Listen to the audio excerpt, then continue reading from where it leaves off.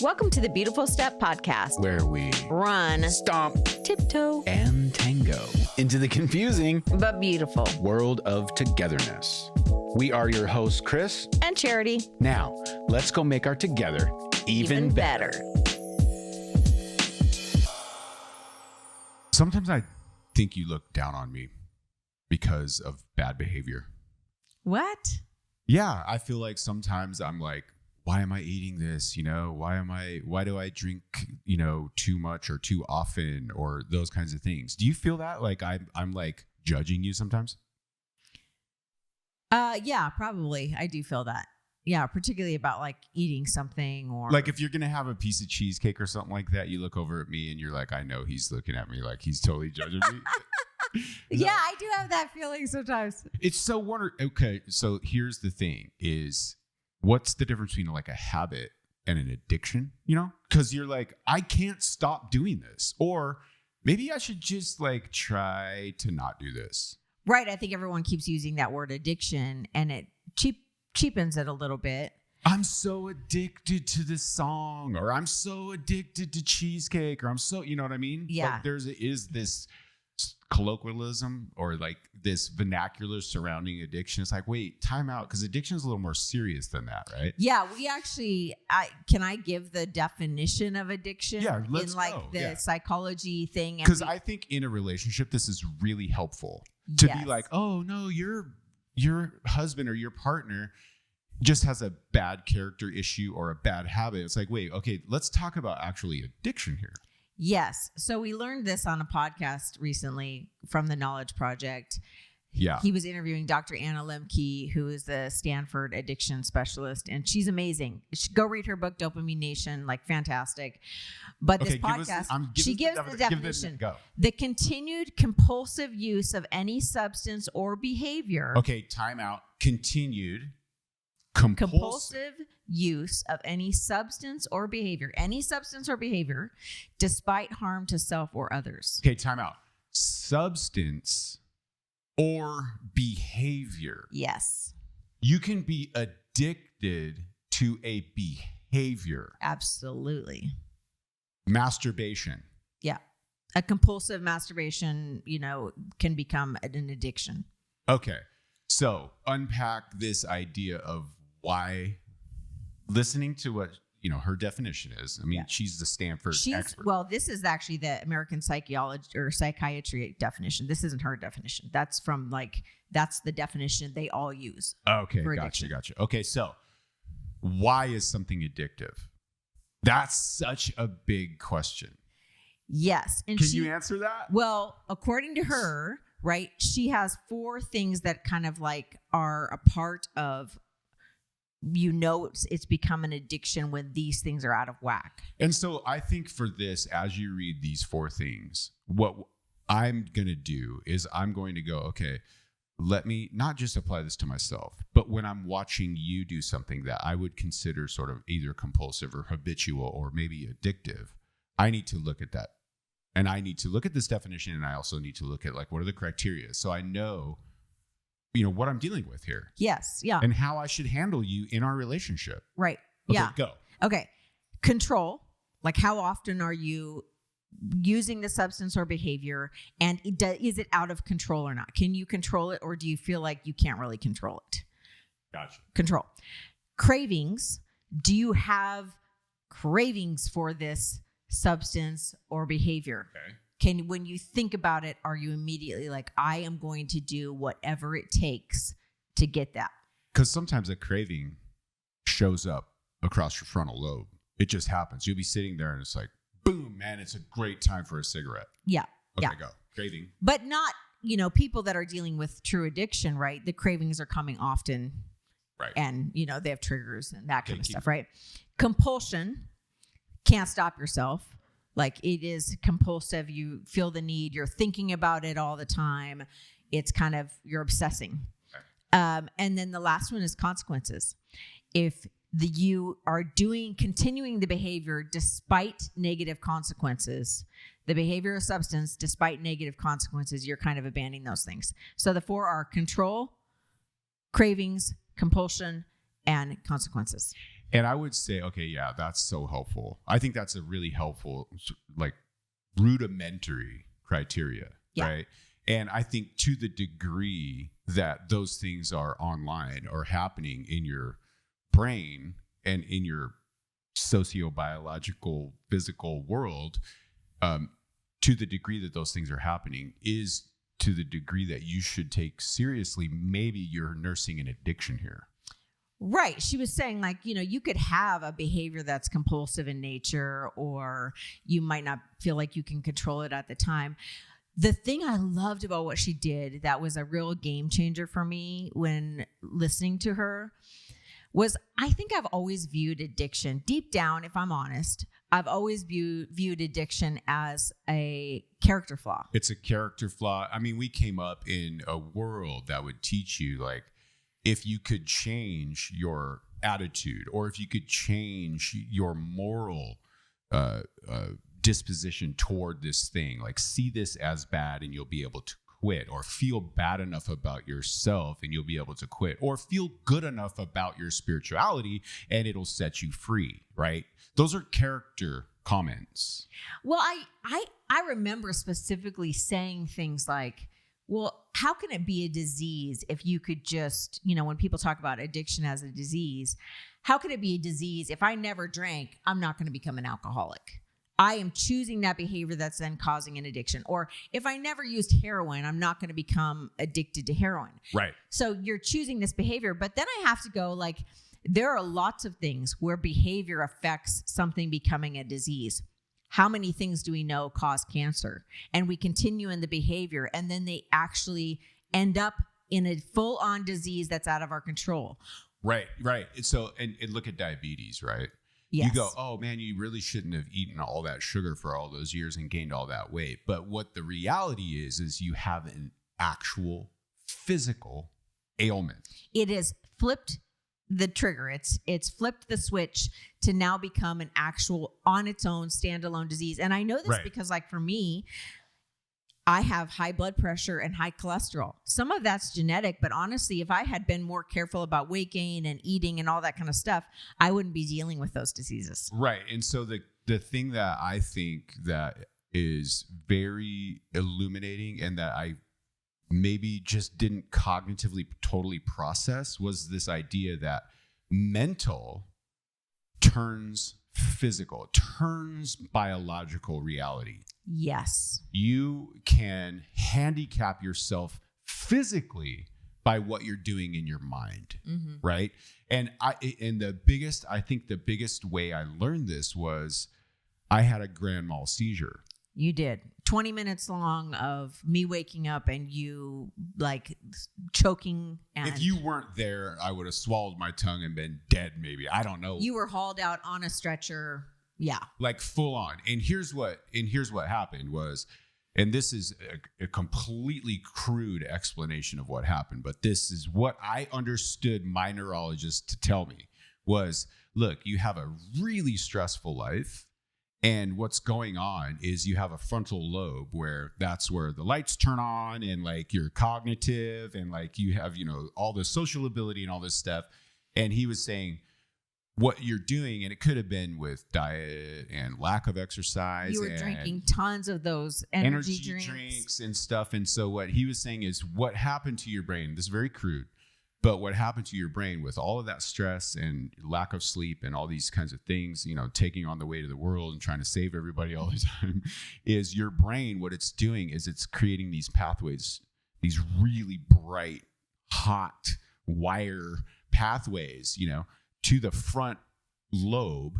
And what happened is basically you just beat a path from wherever in your brain to the frontal lobe so bright that it was like one more little bit of stress and boom, lights are out, right? Like, it's just too much. Yeah. Like, way too much frontal lobe activity. And so what he did is he put me on a neuro blocker, right?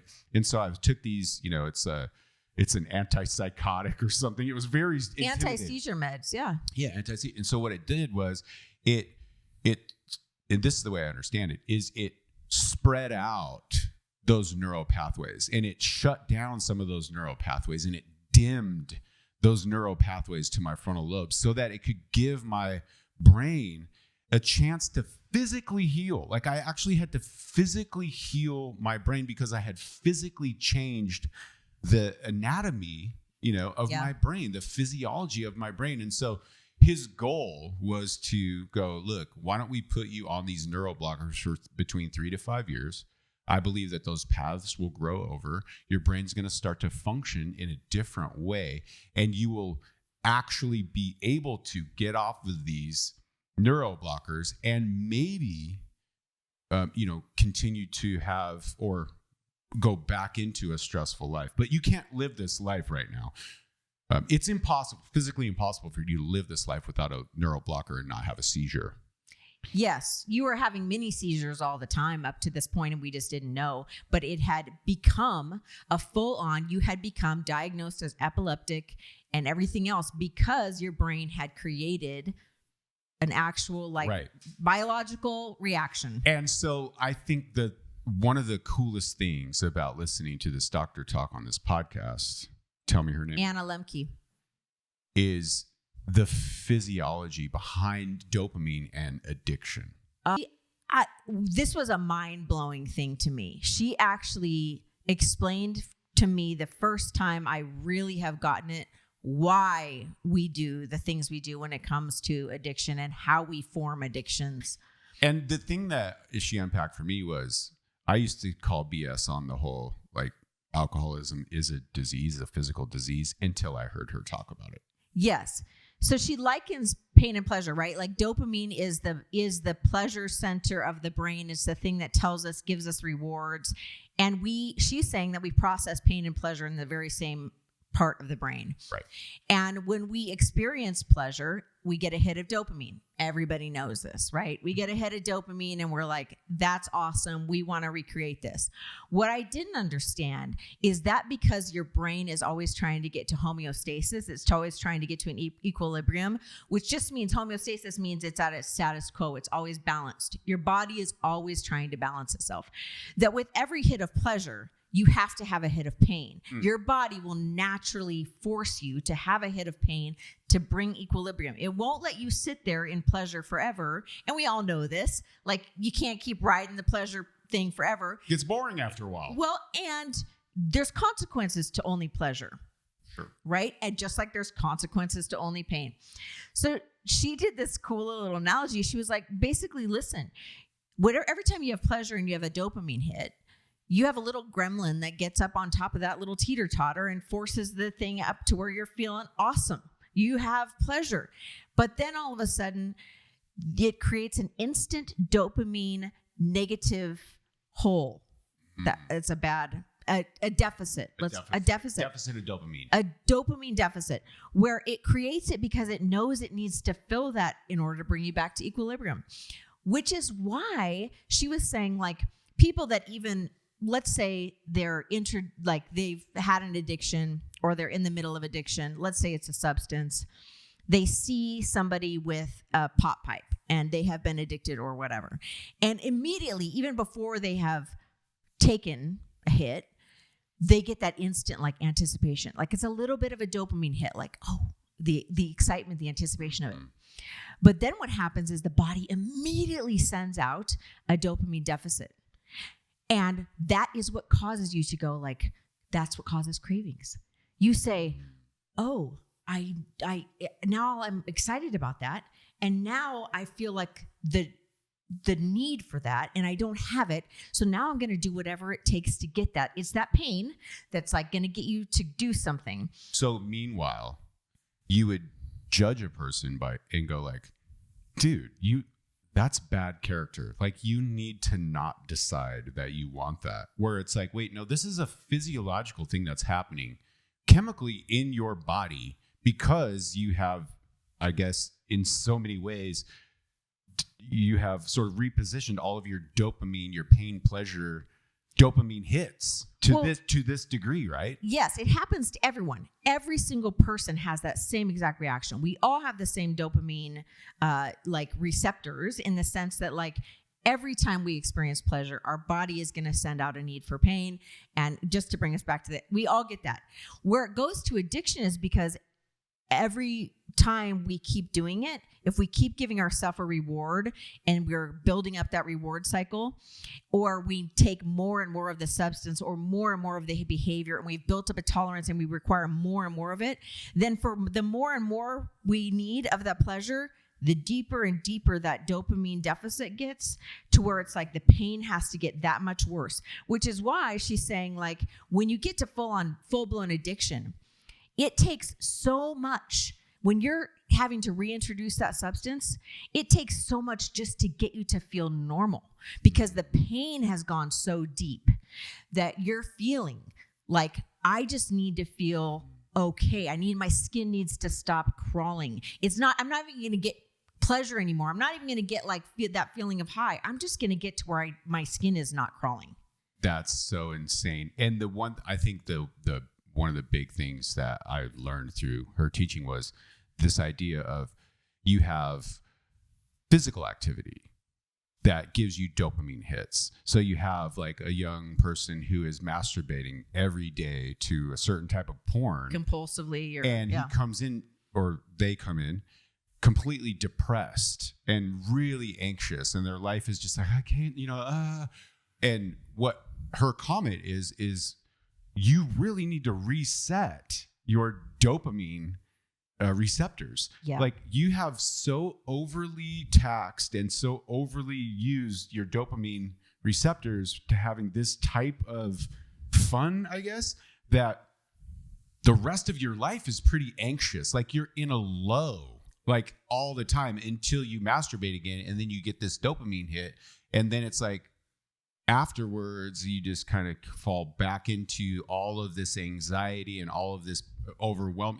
And her diagnosis, which was fascinating, is stop the behavior for 30 days. Whether it's the addictive behavior or the addictive substance, if you can give yourself 30 days, it'll 80% of the time cure any negative depression, anxiety, and all those other things that you're feeling in every other area of your life. 30 days will give your brain enough time to start to reset that dopamine receptor and get you back to, okay, I don't need this intense of an experience to get to homeostasis again. And that was the big aha moment for me, because you'll be in a relationship, right? And you'll be looking at the person and you'll be like, man, this guy or this woman masturbates every single day. Am I not good enough? And it's kind of like, well, wait, time out. What if they're dealing with some serious chemical imbalance right now? Some real dopamine lows and highs, and they've developed to the point of a compulsion that has turned into an addiction. Yes. And it's like, wait, what if you just stopped over moralizing it, right? And went and said, hey, why don't we start asking some questions and maybe get some help here? It's the same thing for a certain type of binge eating, right? Like overeating. It's the same thing for using substances. If you're out of control with alcohol use or any sort of substance or intoxicant, right? That produces that immediate hit. And she was making the point that it becomes more and more addictive. It's more, on the scale of things that are able to be addicted to. The faster it gives you dopamine, and the stronger the dopamine, the more effective it is at actually building addictive pathways. Cocaine, baby. Bam. Boom. Yeah.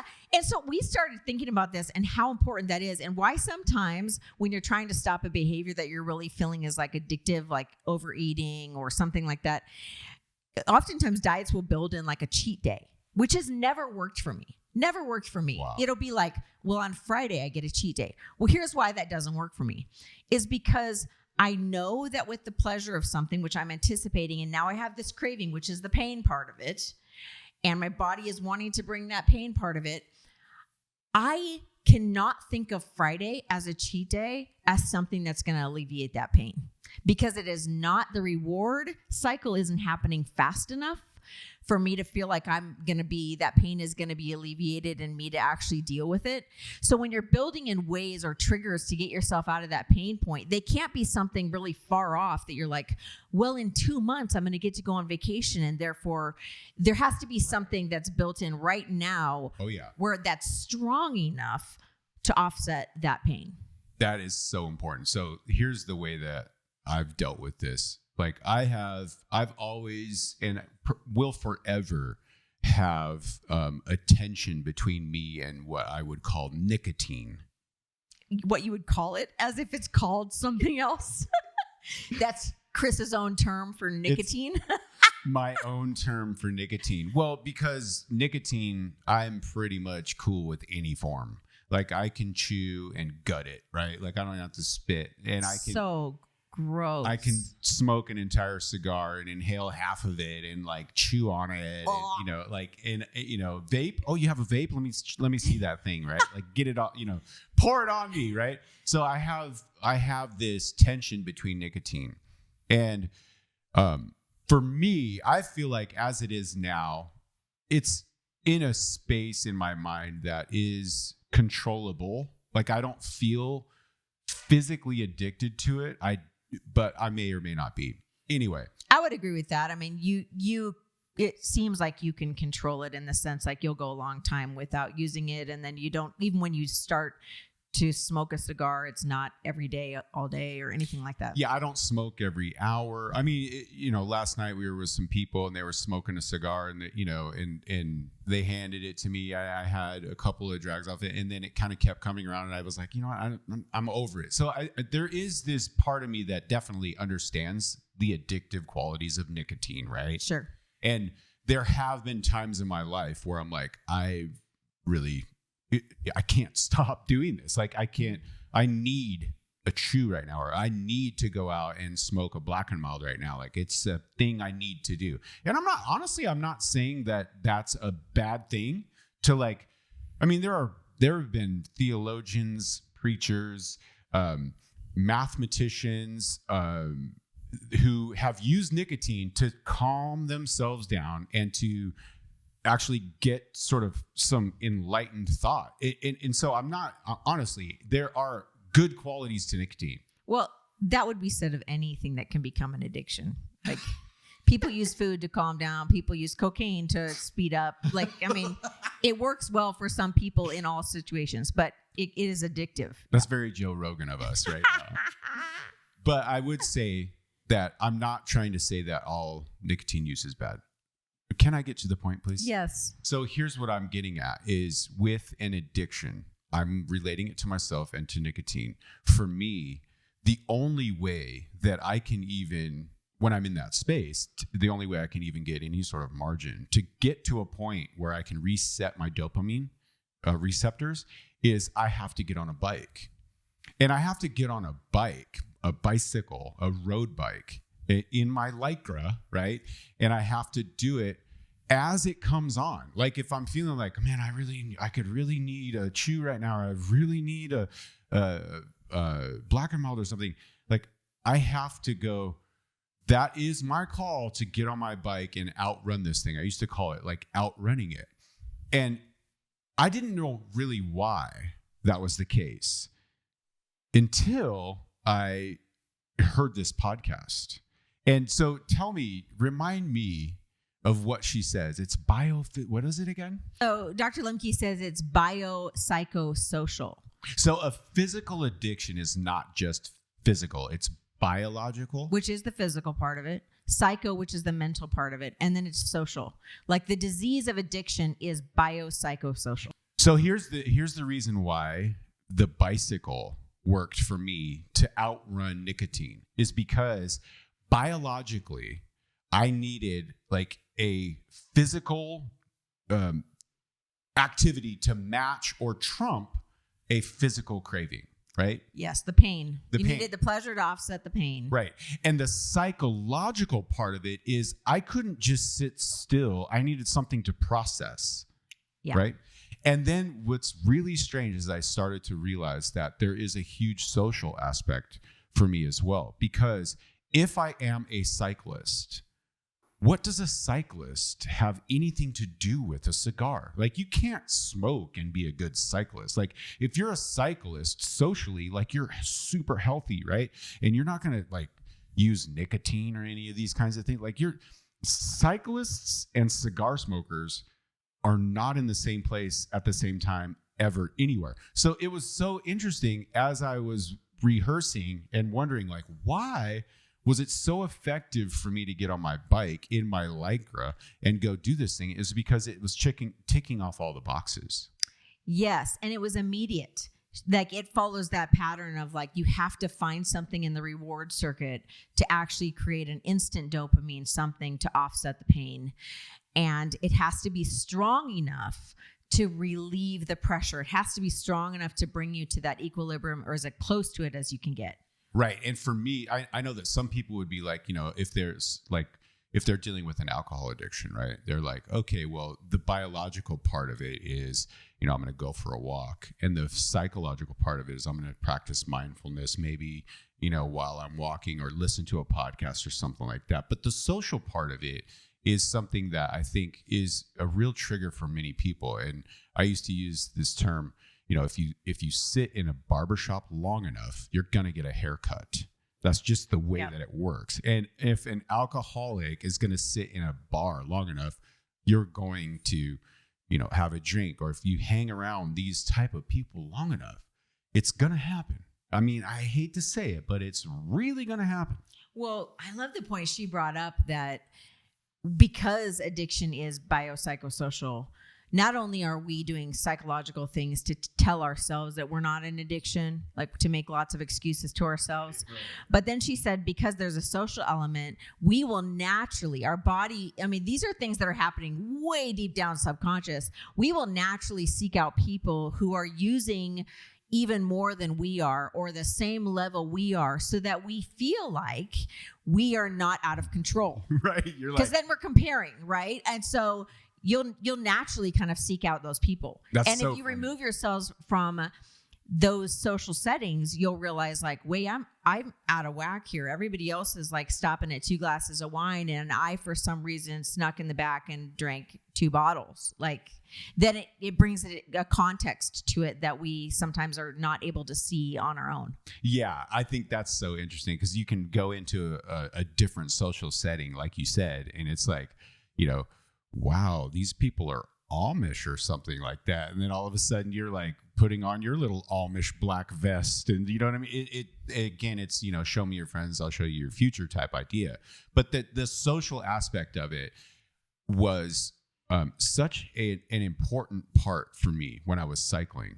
It was a part that I didn't quite cognitively understand why it was working until I listened to, look, if you don't deal with an addiction in a psychosocial way, you probably won't be successful. Yes. And this is what I love about this whole thing is it, to me, it neutralized the judgment of addiction. And in relationship, that is so key. I mean, if you are contemptuous in your relationship in any way, what does Gottman say? It's like a 90% chance that you aren't making it. Yes. And so this is a huge tool. Yeah. This is a great point. Huge tool for us to be able to say, look, what you're going to need to do is if you see a behavior and you're sitting there thinking, man, it's just a really bad habit or it's a character flaw or something like that. What if you were to start to look at that thing like there's a physiological thing going on there. There's an actual chemical thing that's happening that could be at the point of disease, could be at the point of, no, wait, you're not able to make decisions right now because your brain and the chemicals in your brain, it's like lights are out, no one's home. Like when I had that grand mal seizure, I realized, whoa, your brain is going to do whatever it wants and it'll make you crazy. I couldn't make a decision while I was in a seizure. And that's what I'm saying. Like if your brain and the chemicals in your brain are doing some really funky stuff, or, if that's happening in your partner, you really need to exercise some empathy and start asking some questions. And so she prescribes, the first thing she was saying she prescribes is on somebody who's not addicted to a substance that could kill you without safe detox, like alcohol or opioids.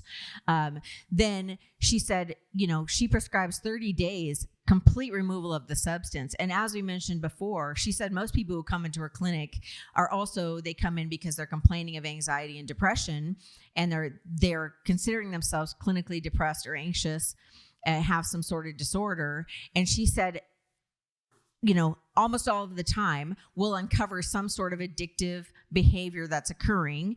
And if we prescribe the removal of that behavior for 30 days, 80% of the time, which is consistent across all studies for the last couple of decades now, is that 80% of the time, the symptoms of anxiety and depression will go away because it'll fill back up that dopamine deficit, and you won't be feeling like you're trying to force yourself to offset that all the time. That's so key. I love that you brought that up, because most of the time you're going to go into therapy and they're going to go, okay, well, we need to get in touch with your inner child. We need to get in touch with all the trauma that you've experienced. We need to do all of this really hard work, internally and on your inner person. And then at that point, you're scot-free and the addiction's going to go away. And to her point, she says, it's not that traumatized care is not important. Trauma-informed care. Trauma-informed care is not important. It's just that you're never going to beat an addiction by just talking to your inner child. There are physical things that you have to do in order to beat this addiction. So we can maybe deal with all of that stuff when you're thinking clearly. Yes. You're not even able to process or think clearly. And so I guess that's the part of this empathetic approach that I would love to promote in relationship. It's like, look, you're not even able to think clearly about your inner child right now because your dopamine is so screwed up and you're making these decisions that are not rational. Yeah. So let's get you healed up first physically, and then we can actually start to talk a little bit more about, let's unpack some of this other stuff. Right. And to make it clear, she's not saying 30 days is the key. She's just saying that's the starting point. And the other thing she prescribed that I really love that has to do with relationship and the psychosocial part of the disease is that she prescribes brutal honesty. I think she called it radical honesty. And I was like, this is so freaking brilliant, because she said that what happens with addiction naturally is because your brain is constantly trying to justify its behavior. You start lying, and you start lying in not just the area related to that thing, but you start lying in most areas, and you kind of create the double life, which is one of the things that's an indication that something has gone from just a habit to an addiction. What she was saying is there is a red flag. Or, if this is happening, there's probably an underlying addiction. If you're lying about whether you're at Century 21 or Remax, there's no reason why it's just the craziest little white lies, like you said, because you're just not thinking clearly. Yeah, I just really love this. I thought that tools were really helpful in the sense that now I can look at my own life and have so much empathy for other people in my life to say yes, nothing, what I want to point out is nothing in this removes the personal responsibility. We all still can actually cure our disease. I mean, mind blown, right? There are medicines that help get you to that more of an equilibrium so that you can deal with it. There's those kind of things, but the reality is there still has to be personal responsibility for us all to decide to make the shift. Right. And that's good. But then there's this element that I didn't give credence to before that I need to give credence to fully now, is that things do go from psycho to a psychosocial thing or just a habit to an actual biological event that creates its own disease. And there are diseases, addictive diseases, that if you did try to quit cold turkey, you would die. So there is that point of, yes, there is personal responsibility and all that kind of stuff, but there's also on the side of man, it's gone so physical that you could actually die from these withdrawals. Yeah. And so I love this idea of we are in full control. We have the power to actually heal ourselves, but we do have to deal you have to deal with it physically, I believe, first.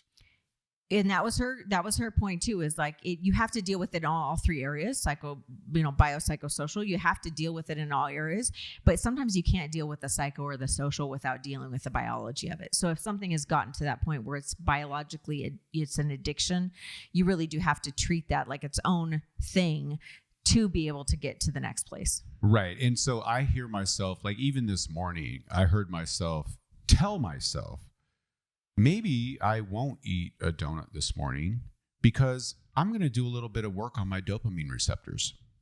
I love it. Isn't that helpful? I'm like, no, what if I resisted that and, I refreshed my dopamine a little? Yeah. And she was making the point that like, we're in this crazy period of time where we're getting so much dopamine overload because every like, every tweet, everything is creating these dopamines, and we're getting this instant gratification of things, and we have access to all these, luxurious goods, and we are a society that has access to this, and yet we don't really have the tools to understand that with every pleasure, we're creating a deficit.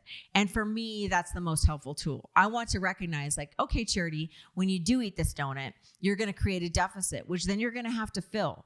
So do you want to create the deficit, or would you like to leave yourself at homeostasis and not cause yourself to go into that craving state? I love that. Yeah. Leave yourself in homeostasis right now. And then honestly, like if I were to give myself a little bit of self-control, and I start to kind of, deny some things, what I am doing is like, I'm prepaying. I love it. Yes. I'm preloading, right? For that donut or whatever that thing is going to be spectacular compared to if I just kind of keep on eating the donut and being like, oh, why doesn't this donut taste so good? I must need 3 more, Yeah, it's just education, and it's knowledge is power. Knowledge is power. Absolutely. Like understanding this about ourselves and about each other is so helpful to me, and taking it out of the judgment zone and just making it like, hey, this is a biopsychosocial thing. Let's treat it that way. And everybody has this reality to deal with. Yes.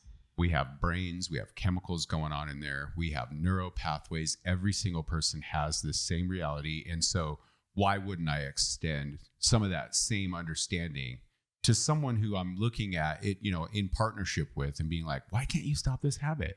Yeah. And it's like, well, maybe there's a reality there that they're dealing with some real lows that they're trying to fix. Yeah. And the longer you're in something, the more gremlins are on each side of the scale, she said. And then what the other thing she brought up is just that it remembers. Those gremlins remember. And so if you introduce that thing even after a long time, it is a relapsing type of disease, because your brain will go immediately to like, what made you feel better? And all of that other kind of stuff, you'll immediately go there. So it's just helpful to think about it and know about it, and have some grace for each other. Yeah. Good job, Ed. I love this. You too. All right.